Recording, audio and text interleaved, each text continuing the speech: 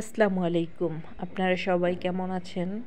এই তো আমিও ভালো আছি আল্লাহর রহমতে। যাই হোক, প্রতিদিনের মতো এখান থেকে আমি আমার ডেইলি ব্লগ শুরু করলাম।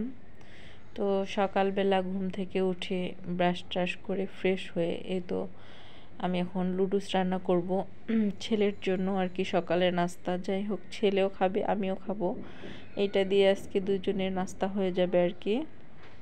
এর জন্য আমি লুডুস রান্না করে নিচ্ছি।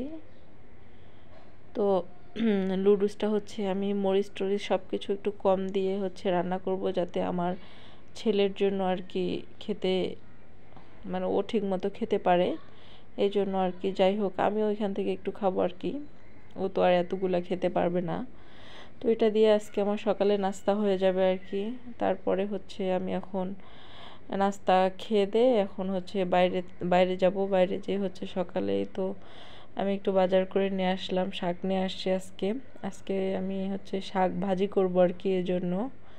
তো এজন্য আমি শাকগুলো সুন্দর করে এইভাবে, যেগুলো পেকে গেছে, আজকে শাকটা আমি ভালো নিতে পারি নাই। তো যাই হোক, আজকে তাড়াহুড়া করে কিনছি আর কি, তাড়াহুড়া করলে যা হয়। তারপরে শাকটা সুন্দর করে এভাবে পরিষ্কার করে নিতে হবে। নেওয়ার পরে এখন আমি কুচাবো শাকটা। কুচাবো বলতে একদম কুচাবো না, একদম কুচাবো না, আবার বড় সাইজও করব না, মানে মিডিয়াম করে কেটে নেব আর কি। তো আমাদের দেশে বলতে আমাদের গ্রামের বাড়িতে এভাবেই শাক ভাজি করে, তো একদম কুচায় না আর কি। তো যাই হোক, ঢাকায় তো সবাই কুচায় ভাজি করে, তো আমিও করছিলাম, বাট না, এত কুচানোর সময় নাই ভাই। এভাবেই একটু করে কেটে নিব। নেওয়ার পরে আমি তো মরিচ ভাজতেছি, কারণ এখন আমি আলু ভর্তা করব। আজকের রেসিপি আমার আলু ভর্তা, শাক ভাজি, আর কিছুই করব না। কারণ আমি কালকে যে মাংস রান্না করছি, ওই মাংস বেশিগুলায় রয়ে গেছে। এই মাংস আজকে শেষ করতে হবে, এই জন্য ভর্তা ভাজি করলেই হবে আজকে আর কি। এই তো আমি মরিচ পেঁয়াজ ভেজে নেওয়ার পরে ভর্তাটা করে নিচ্ছি। তো এখন আমি কিন্তু ভর্তা করতেছি না, ভর্তা করতেছে তোমাদের ভাইয়া।